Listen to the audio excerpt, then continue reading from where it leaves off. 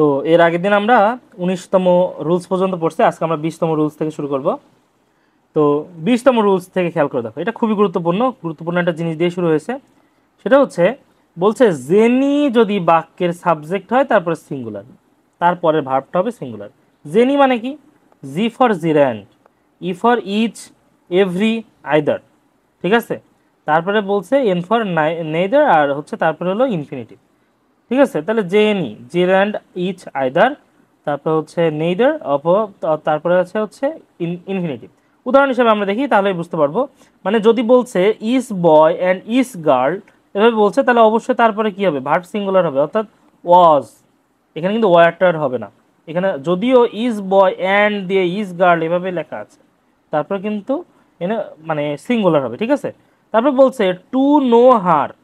এই যে to know her, আমরা জানি টুর পরে যদি কোনো মূল ভার্ব থাকে তাহলে সেটা কি? ইনফিনিটিভ, তাই না? টু প্লাস মূল ভার্ব, তাহলে টু নো হার, তাহলে এইটা সাবজেক্ট হিসেবে বসছে। তাহলে এইটা ইনফিনিটিভ যদি সাবজেক্ট হিসেবে বসে তাহলে কি হবে? সে তারপরে ইজ মানে সিঙ্গুলার হবে ভার্ব। তারপরে বলছে যে রিডিং বুকস, রিডিং বুকস। এই যে রিডিং বুকস আমরা পড়ে আসলাম যে রিডিং একটা জিরান, তাহলে এরপরে কি হবে? অবশ্যই ইজ বসবে। হাজার, এখানে রিডিং বুকস দেখে মনে হতে পারে অনেকগুলো বইয়ের বিষয়, তাহলে কিন্তু আর বসবে, কিন্তু তা না। এখানে রিডিং বুকস, এই যে রিডিং এটা কিন্তু জিরান্ড, এই কারণে এটা ইজ বসবে। তারপরে বলতেছে to ride well, to ride well. এখানে টু রাইড ওয়েল সেই চলে আসতেছে যে হচ্ছে ইনফিনিটিভ, তাহলে তারপরে অবশ্যই রিকোয়ার্স, অর্থাৎ আমরা জানি যে সাবজেক্ট যদি সিঙ্গুলার হয় তাহলে এস বাই এস যোগ হয়, সেই জন্য রিকোয়ার্স যুক্ত হচ্ছে। মেইনটেইনিং এক্সপেন্সেস, এই যে মেইনটেইনিং এক্সপেন্সেস মানে মূল্য। আমরা এটা মানে আমি যদি ব্যয়গুলো আমার মেইনটেইনিং এক্সপেন্স মানে কি বোঝাচ্ছে? যে আমার এখানে ব্যয়গুলো আমরা মেনটেন করা খুব, আমার যে মানে রেগুলার যে ব্যয় সেটা মেনটেন করা খুব ডিফিকাল্ট। তো যাই হোক, এটাও কিন্তু কি? এটাও কিন্তু একটা জেরান্ড, মেইনটেইনিং এক্সপেন্সেস। তো এই কারণে কিন্তু এইগুলা বসতে কি এটা সিঙ্গুলার হয়েছে, তাই এটা আমরা জানবো। তো এরপরে আমরা 21 নম্বর রুলসে চলে আসি। 21 নম্বর রুলসে একটা গুরুত্বপূর্ণ কথা বলতেছে যে nouns those are always plural. Plural হিসেবে দেখি জিনিসটা হচ্ছে এইখানে কতগুলো শব্দ আছে, যেমন সিজার্স, হ্যাঁ, শর্টস, প্যান্টস, এগুলা কি? এগুলো হচ্ছে একটা জোড়া জোড়া হিসেবে, যেমন আমরা সিজার্স কাঁচির কথা বলি। ঠিক আছে, এইখানে একটা যে নিয়মটা বলতেছে যে যেসব জিনিস দুটো নিয়ে এক সেট, সহজ কথায় অর্থাৎ পেয়ার, জোড়া হিসেবে থাকে, তো এই পেয়ার শব্দটা যদি উল্লেখ থাকে তখনই সিঙ্গুলার ভার্ব হবে, কিন্তু পেয়ার শব্দ যদি উল্লেখ না থাকে তখন কিন্তু প্লুরাল ভার্ব হবে। ঠিক আছে, তো এখানে দেখি উদাহরণ হিসেবে দেখলেই বুঝতে পারবো যে the pants is in the drawer. ঠিক আছে, তাহলে এখানে কিন্তু কি?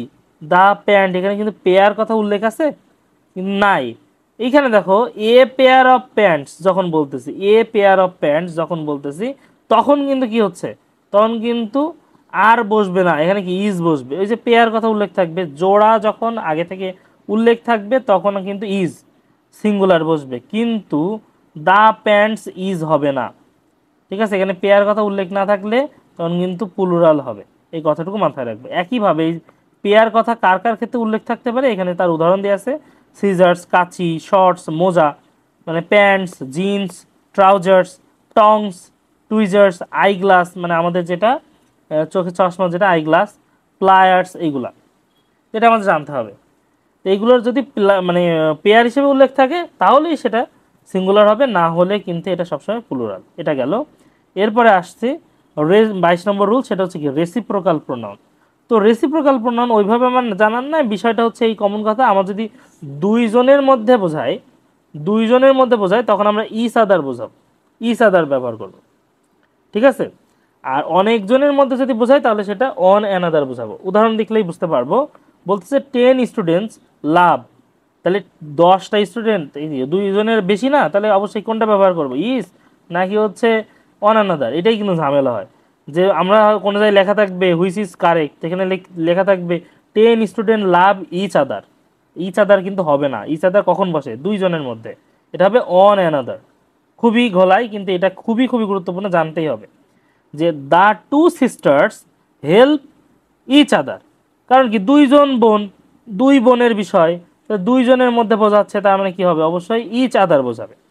ঠিক আছে, তারপরে বলতেছি যে হচ্ছে রাখি অ্যান্ড রাকিব আরেন্ট দে, মানে aren't dating each other anymore, তাহলে কি এখানে কি দুইজন বোঝাচ্ছে না? তাহলে এইটা the students are talking on another বসবে। তাহলে যখনই আমি বললাম যখন অনেকজনের মধ্যে বোঝাবে তখন হচ্ছে অন অ্যানাদার, যখন দুইজনের মধ্যে বোঝাবে তখন হচ্ছে ইচ আদার। ঠিক আছে, তাহলে বলো তো কি হবে? মামুন এবং সানজিদা, তাহলে কি আর ডেটিং, এটার ক্ষেত্রে হবে কি এটা ইচ আদার হবে নাকি অন অ্যানাদার? অবশ্যই কি হবে? অবশ্যই হলো ইচ আদার হবে, কারণটা এখানে দুইজনের বিষয়। তাহলে এটা গেল। এখন আমাদের যেটা বুঝতে হবে যে কিছু কিছু ওয়ার্ড আছে সেই ওয়ার্ডের পরে সবসময় ভার্ব প্লুরাল হবে। সেটা কি? ডিউস, অর্থাৎ আমার যে ঋণ, আর্নিংস যে অর্জন, উইনিংস, ঠিক আছে, যে বিজয়গুলা, ওয়েজেস যে মজুরি, তো এইগুলার পরে সবসময় কি হবে? এইগুলোর পরে কিন্তু ভার্ব প্লুরাল হবে। যেমন বলতেছে my earnings is inadequate to meet my expenses, যে আমার যে আমি টাকা আয় করছি সেটা যে আয়টা ইজ ইনঅ্যাডিকুয়েট বলতেছে, অপ্রতুল, টু মিট মাই এক্সপেন্সেস, আমার ব্যয়গুলো মেটানোর জন্য এখনো অপ্রতুল। কিন্তু এখানে যে কথাটা ইজ বসবে, বসবে না, বলেছে কি ভার্ব হলো প্লুরাল হবে। তাহলে মাই আর্নিংস আর বসবে, বললাম যে আর্নিংস এর পরে কি বসবে? প্লুরাল হবে। বোঝা গেল কথাটা? এখানে কিন্তু অবশ্যই ইজ বসবে না। তারপরে বলছে অল ডিউস আর ইনভিজিবল। তো ইনভিজিবল মানে এই যে অদৃশ্য, ইনভিজিবল মানে আমরা কিন্তু এখানে যেটা বলছি ইজ, ইজ কিন্তু বসবে না, এখানে কি বসবে? আর অল ডিউস আর ইনভিজিবল, সকল ঋণগুলোই তাহলে অদৃশ্য, এরকম একটা বোঝাচ্ছে। যাই হোক না কেন, তাহলে এটা আমরা বুঝলাম। তাহলে এই যে ডিউস, আর্নিংস, উইনিংস, তারপর হচ্ছে ওয়েজেস, এইগুলার পরে ভার্ব সবসময় প্লুরাল বসবে। এরপরে চলে আসি ভার্বাল নাউন। ভার্বাল নাউন আর জিরান্ড অনেকটা একই জিনিস, ওই যে ভার্ব প্লাস আইএনজি যেটা নাউন হিসেবে বসবে। কিন্তু একটা ছোট্ট কথা সেটা হলো মনে রাখতে হবে, সেটা হচ্ছে এই যে দেখো the reading of this book, এই যে কথাটা, এই যে অফ, ঠিক আছে, দ্য রিডিং, দেখো অফ দিস বুক, অফের আগে পরে দুইটা কিন্তু কি থাকে, মানে অফের আগেও একটা জেনারেলি দেখা যাচ্ছে দা রিডিং বসাচ্ছি, তো এইখানে দা হলো অ্যাডজেক্টিভ, রিডিং কিন্তু নাউন, অফ একটা প্রিপোজিশন, এবং প্রিপোজিশনের পর অবশ্যই নাউন থাকবে, অফ দিস বুক, এই যে বুক হলো একটা নাউন। তো যাই হোক না কেন আমার এইটার ক্ষেত্রে যেটা বলতে চাচ্ছি, এই যে দা রিডিং ভার্ব প্লাস আইএনজি, এটা কিন্তু এখানে নাউন হিসেবে ব্যবহৃত হয়েছে, সো এটা জিরান্ড। ঠিক আছে, ওই যে অ্যাডজেক্টিভ হচ্ছে দা, তারপরে রিডিং, তো অফ এর আগে পরে দুইটা নাউন থাকে, সেটাও একটা বিষয় থাকে। তো এই হিসাবে এখানে যেটা বলতেছে এটা কিন্তু জিরান্ড, কিন্তু কথা আছে এইখানে যেটা বলতে যাচ্ছে এইটাকে আমরা আলাদা করে ভার্বাল নাউন বলতে পারি। কারণ কি জিরান্ড মানে জিরান্ড কি হিসেবে কাজ করে? ভার্ব প্লাস আইএনজি যেটা নাউন হিসেবে কাজ করে, তাহলে অবশ্যই এটা ভার্বাল নাউন। কিন্তু একটু পার্থক্য আছে, সেটা হচ্ছে কি বলছে যে সকল ভার্বাল নাউনগুলো জিরান্ড হবে না, সকল ভার্বাল নাউনগুলো জিরান্ড হবে না, কিন্তু সকল মানে জিরান্ডগুলো অবশ্যই ভার্বাল নাউন, কারণ এই যে ভার্ব প্লাস আইএনজি। কথা বোঝা গেল? তাহলে অপশানে ভার্বাল নাউন আছে, অনেক সময় দেখা যাচ্ছে কোনো একটা জায়গায় উদাহরণে জিরান্ড আছে আবার ভার্বাল নাউন আছে, তা এটা আমরা হিসাব করব। মানে কখন হচ্ছে ভার্বাল নাউন, এই যে দা এত অফ এত এরকম লেখা থাকে, ঠিক আছে, তো এইভাবে যদি থাকে তাহলে ভার্বাল নাউন, সহজ কথায় এটা দিব। এবং হচ্ছে এই যে জিরান্ডের কথা, মানে আমরা অনেক সময় যদি জিরান্ড অপশানে না থাকে তখন কিন্তু ভার্বাল অপশানে, ভার্বাল নাউন অপশানে থাকতে পারে। এখন আমরা রুল নাম্বার 25 নম্বরে চলে আসি। 25 নম্বরে সহজ কথা, এটা আমরা শুনছি অনেকদিন ধরে, সিন্স আর ফর, এটা জেনারেলি কি এই যে পারফেক্ট কন্টিনিউয়াসে আমরা ইউজ করি, তাই তো? তো সিন্স আর ফরের যে ব্যবহার, কমন কথা হচ্ছে সিন্স হচ্ছে পয়েন্ট অফ টাইম, আর ফর কি এটা হচ্ছে বলি ডিউরেশন অফ টাইম। সহজ ভাষায় সিন্স ব্যবহার করি কাজে যেখানে টাইমটা নির্দিষ্ট করে দেয়, ঠিক আছে, যে ওই সময় থেকে এরকম টাইম যদি নির্দিষ্ট করে দেয় তাহলে হচ্ছে সেটা সিন্স। আর যদি টাইম অনির্দিষ্ট থাকে, কোনো একটা নির্দিষ্ট সময় ধরে হচ্ছে এরকম একটা বোঝায়, ঠিক আছে, তো মানে ব্যাপ্তি শুরুটা বোঝায় সহজ কথায়। কোনো একটা ব্যাপ্তি শুরু বোঝাইলে ডিউরেশন অফ টাইম মানে কত বছর ধরে এরকম একটা কাজ করতেছে এরকম বোঝাইলে, মানে একটা নির্দিষ্ট করে দিচ্ছে না যখন, তখন হচ্ছে আমরা ফর বসাচ্ছি, ঠিক আছে। অর্থাৎ যখন মানে আমরা যখন ট্রান্সলেশন করব তখন সিন্সের ক্ষেত্রে এখানে ব্যাপ্তি বোঝাবে আর এখানে ব্যাপ্তির শুরুটা বোঝাবে। তো যাক উদাহরণ দিলেই জিনিসটা আসলে ক্লিয়ার হবে। সহজ কথা এখানে দেখো, he has been reading since morning, এই যে সকাল থেকে পড়তেছে, সকাল ধরে সে পড়তেছে, ঠিক আছে, তাহলে এই যে মর্নিং সকালটা নির্দিষ্ট করে দিয়েছে। আবার ফরের কথা যদি বলি, হি has been living for 2 years. এইখানে খেয়াল করে দেখো 2 ইয়ার্স গেল, এখন কোন যে 2 বছর, কত 2 বছর ধরে বা এরকম না, এটা ডিউরেশন বোঝাচ্ছে যে 2 বছর ধরে কাজ করতেছে, 3 দিন ধরে কাজ করতেছে, 3 সপ্তাহ ধরে কাজ করছে। এটা কি একটা ডিউরেশন, মানে একটা নির্দিষ্ট টাইম পিরিয়ডের কথা বলতেছে। কিন্তু একটা কাজ মানে অমুক থেকে হচ্ছে এরকম কিন্তু বোঝাচ্ছে না। যেমন আমি যদি বলি ইট হ্যাজ বিন রেইনিং, যে বৃষ্টি হচ্ছে সিন্স লাস্ট সানডে, গত রবিবার থেকে বৃষ্টি হচ্ছে, মানে এখনো চলতেছে। ঠিক আছে, এখানে কিন্তু বলিনি যে মানে মাঝখানে 2 দিন ধরে বৃষ্টি চলতেছে, 2 দিনের কথাটা শুধু, মানে একটা ডিউরেশনের কথা কিন্তু বলিনি যে 2 দিন বৃষ্টি হয়েছিল মাঝখানে, এরকম কোনো কথা বোঝাচ্ছে না, এটা মাথায় রাখবো। ঠিক আছে, তারপরে দেখো এখানে নির্দিষ্ট করে দিছে, সাল তারিখ নির্দিষ্ট করে দিছে, ওই তো বললাম নির্দিষ্ট করে দিলে সেটা কি বুঝবে, সিন্স। ঠিক আছে, আর যদি নির্দিষ্ট ওইভাবে না থাকে, বলতেছে I have not seen him for a week, এটা ডিউরেশন, 1 সপ্তাহ ধরে, 1 সপ্তাহ দেখিনি তারে। ঠিক আছে, তাহলে এইরকম যদি থাকে তাহলে এইটার ক্ষেত্রে ফর, অনির্দিষ্ট ধরনের থাকলে সেটা ফর, নির্দিষ্ট ধরনের থাকলে সেটা হচ্ছে সিন্স। এটুকু আমরা জানবো। তাহলে আমরা প্র্যাকটিস করা শুরু করি। দেখো he has been ill dash Friday last, দেখো এখানে ফ্রাইডে নির্দিষ্ট করে দিয়েছে না, যে নির্দিষ্ট করে দিয়েছে যে মানে শুক্রবার থেকেই সে এখনো অসুস্থ, মানে এখনো বলিনি কিন্তু যে সে সুস্থ হয়ে গেছে। তাহলে এখানে কি বুঝবে, ফর নাকি সিন্স? অবশ্যই সিন্স, বোঝা গেল। তারপরে বলতেছে Julia has been ill dash 3 months, খেয়াল করে দেখো এখানে কিন্তু আমার এমন বলিনি যে হচ্ছে সে 3 মাস ওইখান থেকে শুরু হয়েছে এখনো পর্যন্ত চলতেছে, এরকম নির্দিষ্ট করে দেয় নাই। 3 মাস ধরে সে মানে একটা ডিউরেশন বোঝাচ্ছে, তাহলে এইটার ক্ষেত্রে অবশ্যই কিন্তু কি বসবে, for. I have been living in Dhaka dash 2000, তাহলে এখন দেখো 2000 সাল নির্দিষ্ট করে দিয়েছে, ওই সময় থেকে এখনো আছে এরকম বোঝাচ্ছে, তাহলে অবশ্যই কি হবে, সিন্স। তাহলে সিম্পল কথা, এই সিন্স এবং ফর এর বিষয়টা কিন্তু খুব ভালোভাবে বুঝতে হবে। এখন আসি, এখন হচ্ছে আরেকটা রুলস আমরা শিখবো, গুরুত্বপূর্ণ একটা কথা, রুল নম্বর 26, সেখানে শিখবো ম্যাটেরিয়াল নাউন। দেখো ম্যাটেরিয়াল নাউন আর কমন নাউন এই দুটোর মধ্যে একটা প্যাচাল লেগে যায়।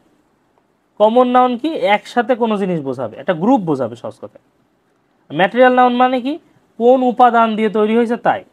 সহজ ভাষায় আমরা যদি বলি একটা সোনার আংটি, তো আংটি হচ্ছে কমন নাউন, মানে টোটাল আংটির হিসাবটা বোঝাচ্ছে, উপাদান দিয়ে আমার যা তৈরি হচ্ছে। আর যে উপাদান দিয়ে, যে কি দিয়ে তৈরি হচ্ছে, গোল্ড, গোল্ড হলো উপাদান দিয়ে তৈরি হচ্ছে, এই কারণে এটা ম্যাটেরিয়াল।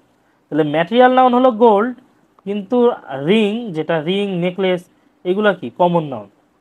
আয়রন, আয়রন মানে কি লোহা, লোহা হচ্ছে ম্যাটেরিয়াল নাউন, কিন্তু এই লোহা দিয়ে যখন আমরা হ্যামার মানে হাতুড়ি বানাচ্ছি যখন, ঠিক আছে, সিজার বানাচ্ছি যখন, শিকল বানাচ্ছি যখন, তখন সেটা কিন্তু আবার কমন নাউন।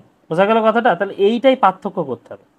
এখন পার্থক্য করার ক্ষেত্রে যে বৈশিষ্ট্যটুকু আমার মনে রাখতে হবে সেটা হচ্ছে ম্যাটেরিয়াল নাউনের কয়েকটা বৈশিষ্ট্য, সিম্পল কয়েকটা বৈশিষ্ট্য, সেটা হচ্ছে গণনা করা যাবে না। আমি বলতেছি লোহা, লোহা কি তুমি আলাদা করে গণনা করছো? ওভাবে কিন্তু গণনা করে না। আমি যদি লোহার যে জিনিসপত্র যেটা বানাচ্ছি, যে হ্যামার, সেইটা কিন্তু গণনা করা যায়। তাহলে সেই হিসেবে বলতেছে ম্যাটেরিয়াল নাউন কিন্তু আলাদাভাবে ওভাবে বিস্তারভাবে গণনা করা যাবে না, এবং ওজন হিসাবে ব্যবহৃত হবে। কিন্তু আর ম্যাটেরিয়াল নাউন কখনো প্লুরাল হবে না, এটার আগে কোনো সময় আর্টিকেলও বসবে না। গুরুত্বপূর্ণ তিনটা কথা, মানে আলাদা করে গণনা করা যাবে না। আবার ওজন হিসাবে ব্যবহৃত হবে, এটা ওজন হিসাবে ব্যবহৃত করা যাবে, মানে লোহা এত কেজি, ঠিক আছে, এরকম ওজন হিসাবে করা যাবে, কিন্তু কোনো প্লুরাল ফর্ম হবে না, এটা কোনো প্লুরাল ফর্ম হয় না, এবং আর্টিকেল বসবে না। তাহলে এইটা গুরুত্বপূর্ণ কথা। দেখো এখানে উদাহরণ পড়লে বুঝতে পারবো, মাটন, তাহলে এই যে মাটন গোশ, এটা কি, এটা দিয়ে যখন আমি কোনো কিছু বানাচ্ছি তখন সেটা দিয়ে হবে হচ্ছে কমন নাউন, কিন্তু আমার মাটনটা কিন্তু ম্যাটেরিয়াল নাউন। বোঝা গেল? তাহলে এরকম অনেকগুলো উদাহরণ দেওয়া আছে, যেমন দেখা যাচ্ছে উড মানে কাঠ, কাঠ দিয়ে যখন আমরা এই যে বেঞ্চ, ডোর, চেয়ার, টেবিল বানাচ্ছি, এই চেয়ার টেবিল এগুলো হয়ে যাচ্ছে কমন নাউন, কিন্তু উড যেটা কাঠ, এটা হয়ে যাচ্ছে কি ম্যাটেরিয়াল নাউন। মিল্ক, মিল্ক দুধ, সেটা দিয়ে যখন আমরা, এটা ম্যাটেরিয়াল নাউন, কিন্তু এটা দিয়ে যখন আমরা চিজ, বাটার, ঘি, সুইট এগুলো বানাচ্ছি তখন সেটা কমন নাউন। পেপার কাগজ, কাগজটা ম্যাটেরিয়াল নাউন, কিন্তু কাগজ দিয়ে যখন আমরা প্যাকেট বানাচ্ছি, ম্যাগাজিন বানাচ্ছি, নিউজ পেপার বানাচ্ছি, সেটা হয়ে যাচ্ছে কমন নাউন। রাইস, রাইস দিয়ে যখন আমরা, রাইস হলো ম্যাটেরিয়াল নাউন, কিন্তু রাইস দিয়ে এই যে চাল দিয়ে আমরা যখন মুড়ি খই এগুলো বানাচ্ছি তখন কি হচ্ছে, এটা কমন নাউন। বোঝা গেল? সিম্পল কথা বলতেছে, এগুলো মনে রাখতে হবে। এরপর চলে আসি 27 নম্বর, রিলেটিভ প্রোনাউন বোঝাচ্ছে। এখন রিলেটিভ প্রোনাউন কমন জিনিস, এটা আমরা জানি, এটা হচ্ছে হু, হুইচ, হোয়াট, এইগুলা। মানে যখন আমার প্রোনাউন মানে কি, নাউনের পরিবর্তে বসে, তা কোনো কিছুর পরিবর্তে যখন বসতেছে, তাহলে এইটা যখন মানে এই যে হুইচ, হোয়াট এইগুলো যখন বসতেছে কোনো একটা নাউনের পরিবর্তে, তখন তাকে আমরা কি বলছি, রিলেটিভ প্রোনাউন। ঠিক আছে, পূর্ববর্তী কোনো নাউন প্রোনাউনের নির্দেশ হিসাবে এটা বোঝাচ্ছে, এবং একটা আলাদা ক্লজ তৈরি করবে। ক্লজ মানে কি, আলাদা একটা মানে বাক্যের একটা অংশ তৈরি করবে টোটাল। দেখো, ইট ইজ আই, এটা আমি। হু অ্যাম ইয়োর ব্রাদার, খেয়াল করে দেখো এখানে আই যেটা, হুর পরে হু ইজ ইয়োর ব্রাদার কিন্তু আমি বলতেছি না যে it is I who is your brother, মানে এটা আমি যেটা তোমার ভাই, এরকম ভাবে বলতেছি না। বলতেছি কি, ইট ইজ আই হু অ্যাম। কারণ এই যে লাস্টে যে নাউন প্রোনাউন থাকবে তার অনুসারে এখানে ভার্ব বসবে। লাস্টে যে নাউন প্রোনাউন থাকবে রিলেটিভ প্রোনাউনের ক্ষেত্রে, ওই লাস্টের পরেরটা হচ্ছে ভার্ব হিসেবে বসবে। যেমন ইট ইজ ইউ হু আর, কারণ ইউ এর পরে আর বসে, who are to blame. It is you who are to blame, খুবই গুরুত্বপূর্ণ কোয়েশ্চেন, এটা জানতে হবে। তাহলে it is they who were, দেখো আমি কিন্তু আলাদা করে হুর পরে যে নর্মালি সিঙ্গুলার হিসেবে আমরা ব্যবহার করি, তো এটা কিন্তু তা হচ্ছে না। ঠিক আছে, তাহলে it is Zerin who is brilliant. বোঝা গেল কথাটা? তাহলে এটা আমার জানতে হবে, এই রিলেটিভ প্রোনাউনের ব্যবহারটা আমরা এটা শিখবো যে মানে এই যে সাবজেক্ট সেই অনুসারে কিন্তু আমার এখানে সাবজেক্ট অবজেক্ট যাই বলি না এখানে, এইটার হিসাবেই কিন্তু আমার এখানে প্লুরাল চলে আসতেছে। এখন চলে আসো, এখানে আরো কিছু হুর ব্যবহার। এই হুরটার তো একটা ব্যবহার আমরা পড়লাম, ইট ইজ আই হু অ্যাম বসবে, অ্যাম ইউর ব্রাদার। কিন্তু আর একটা উদাহরণ দেখলে আরো সুন্দর করে বুঝতে পারবো, সেটা হচ্ছে হু এর কিছু ব্যবহার আছে। যেমন it was we who had left, মানে এখানে উই লাস্টের হিসাবে বসতেছে। উদাহরণে আসি তাহলে ভালোভাবে বুঝতে পারবো। যেমন দেখো এখানে অনেকগুলো বলতেছে কোনটা কারেক্ট অপশন, এখন তোমাকে এভাবে বাছাই করতে হবে যে the man was tall who stole my bag, এভাবে বলতে বা কোনটা মানে বলতে চাচ্ছে,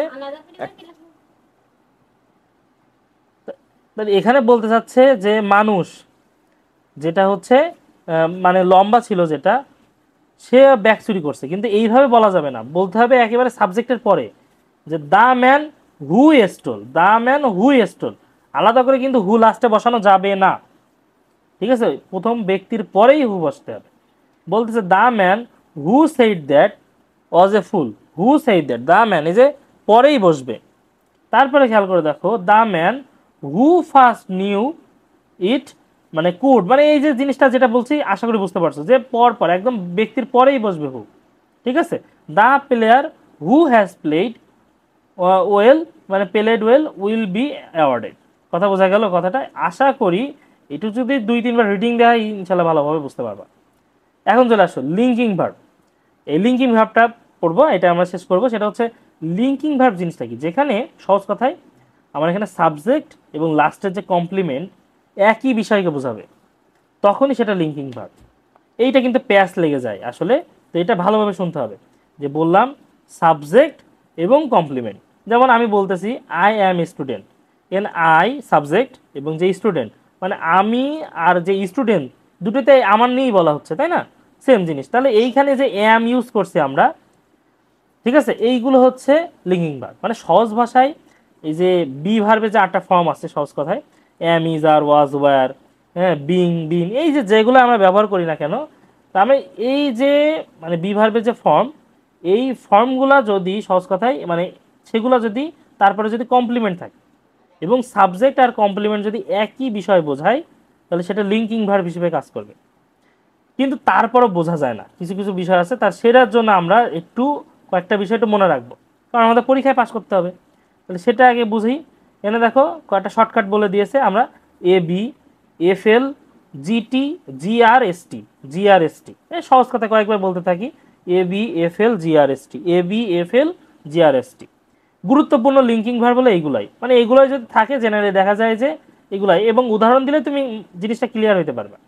যেমন অ্যাপিয়ার আগে পড়ে নিই, অ্যাপিয়ার বির যে বি বা বিকাম, এফ এর ক্ষেত্রে ফিল, এল এর ক্ষেত্রে লুক, জি এর ক্ষেত্রে গো, গ্রো, গেট, আর এর ক্ষেত্রে রিমেইন, এস এর ক্ষেত্রে স্টে, সিম, সাউন্ড, স্মেল, টির ক্ষেত্রে টেস্ট।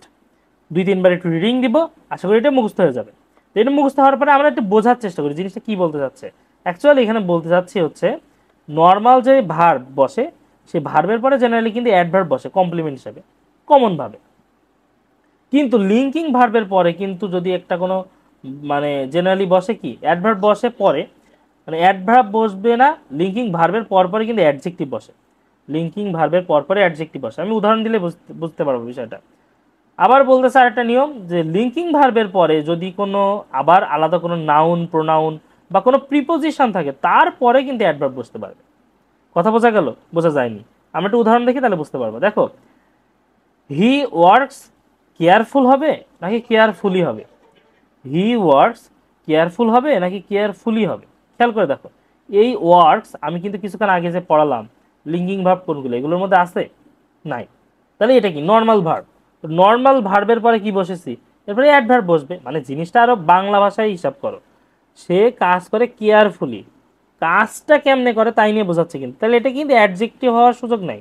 মানে কাজটা কেমন তাই নিয়ে বোঝাচ্ছে, তা অবশ্যই কেয়ারফুলি হবে। আমি তো সে কেয়ারফুল কিনা তা নিয়ে বুঝতে চাইনি, তার কোনো তথ্য চাইনি, কাজটা কেমন করে তাই নিয়ে বোঝাচ্ছে, তাহলে অবশ্যই এটা অ্যাডভার্ব। তাহলে নর্মাল যে ভার্বগুলো তারপরে কি বসে, অ্যাডভার্ব বসে। কিন্তু আমি যদি বলতাম হি লুকস কেয়ারফুলি, তাই কি হবে? দেখো, লুকস মানে কি তাকে দেখাচ্ছে, তাহলে এইটি তারে দেখাচ্ছে না, সাবজেক্ট কেমন তাই দেখাচ্ছে, তাহলে সেটাই তো ছিল আমাদের, সাবজেক্ট আর কমপ্লিমেন্ট একই রকম হইতে হবে, মানে সাবজেক্ট এবং কমপ্লিমেন্ট একই রকম জিনিসকে বোঝাইতে হবে। তাহলে কেয়ারফুল এটা কিন্তু কি অ্যাডজেক্টিভ, তাই না, যে তাকে কেয়ারফুল দেখাচ্ছে। তাহলে এই যে জিনিসটা, এই যে লুকস, এবং আমরা শিখলাম কি এই যে লুক থাকলে কি এটাও কিন্তু লিঙ্কিং ভার্ব। ঠিক আছে, তাহলে মানে নানান দিক থেকে চিন্তা করতে হবে জিনিসটা। তারপরে বলতেছে হি লুকস আফটার, দেখো এখন আমরা কিন্তু বললাম যে হি লুকস কেয়ারফুল হবে, কিন্তু আবার যদি ঝামেলা দেখো এখানে হি লুকস আফটার কেয়ারফুল বসবে না কেয়ারফুলি। আমরা কিন্তু কিছুক্ষণ আগে একটা জিনিস শিখলাম যে লিঙ্কিং ভার্বের পরে যদি নাউন, প্রোনাউন অথবা প্রিপোজিশন থাকে তারপরে কি বসবে, অ্যাডভার্ব বসবে। তাহলে লুকস আফটার, এই যে লুকস আফটার, এখানে লুকস বসছে ঠিকই, তারপরে কিন্তু আফটার আছে, অর্থাৎ কি প্রিপোজিশন আছে, প্রিপোজিশন থাকলে তারপরে কি বসবে, কেয়ারফুলি হবে, নট কেয়ারফুল। বোঝা গেল কথাটা? বললাম যে লিঙ্কিং ভার্বের পরে যদি কোনো প্রিপোজিশন থাকে তাহলে তারপরেরটা কি হবে, অ্যাডভার্ব বসবে, অ্যাডজেক্টিভ বসার সুযোগ নাই। এই কারণে আরো জিনিসটা ইজিলি বোঝার চেষ্টা করি যে লুকস আফটার মানে কি, আমরা জানি দেখাশোনা করা, তাহলে সে দেখাশোনা করে কি কেয়ারফুলি, তাহলে লুকস আফটার কেমন ভাবে কাজ করতেছে তার একটা হিসাব দিচ্ছে না এখানে, তো এই কারণে তো এটা অ্যাডভার্ব হবে। এখানে কি আমরা অ্যাডজেক্টিভ বসাবো, মানে অ্যাডজেক্টিভ এখানে দেখো হি নিয়ে কোনো তথ্য দিচ্ছে না কিন্তু, মানে তার কেমন অবস্থা সেটা নিয়ে দিচ্ছে না, মানে সাবজেক্ট আর কমপ্লিমেন্ট একই রকম হইতে হবে। তারপরে খেয়াল করে দেখো এখানে যে হি বিহেভস ফ্রেন্ডলি নাকি ইন এ ফ্রেন্ডলি ওয়ে, কোনটা বসবে, কমন হিসাব। তাহলে হি বিহেভস যেটা বলতেছি, এই যে হি মানে সে কিভাবে বিহেভ করে, ব্যবহার করে কেমন, তাহলে ইন এ ফ্রেন্ডলি ওয়ে হবে, কারণ এই ভার্বটা লিঙ্কিং ভার্ব না, কারণ ফ্রেন্ডলি ওয়ে এই যে অবস্থাটা বোঝাচ্ছে এটা কমপ্লিমেন্ট আর তার অবস্থা একই না কিন্তু। ঠিক আছে, লিঙ্কিং ভার্ব মানে এখানে দেখো ইন এ ফ্রেন্ডলি ওয়ে, এটা কিন্তু অ্যাডভার্ব। ঠিক আছে, মানে তার একটা অবস্থা বোঝাচ্ছে না, সে কেমন করে মানে ব্যবহারটা করে, তাহলে এইটা দিয়েই কিন্তু বোঝা যায় কমন হিসাব। এইভাবে আমরা লিঙ্কিং ভার্বটা ঠিক করব, এবং গুরুত্বপূর্ণ কয়েকটা লিঙ্কিং ভার্ব শিখছি। এই লিঙ্কিং ভার্বগুলো 2-3 বার রিডিং দেবো যাতে আমাদের মাথার মধ্যে ঢুকে যায়। আজকের মতো লাস্ট টপিক, সেটা হচ্ছে সহজ কথায় সেন বলতেছি, মানে কি somebody, anybody, nobody, everybody, বা আমরা বলতে পারি someone, anyone, no one, everyone, something, anything, nothing, everything. যাই বলি না কেন এইগুলো যদি সাবজেক্ট হিসেবে ব্যবহৃত হয় তাহলে ভার্ব সিঙ্গুলার, এগুলো আমরা এমনি জানি। মানে এভরিবডি বসলে অবশ্যই কি হবে, তারপরে singular, everything singular, somebody singular, nobody singular, এখানে যে কটা আছে সবগুলো হচ্ছে সিঙ্গুলার। সিম্পল কয়েকটা জিনিস শিখলাম, পরবর্তীতে আমরা বাকি অংশটুকুতে শুরু করব। তো আজকে এই পর্যন্ত।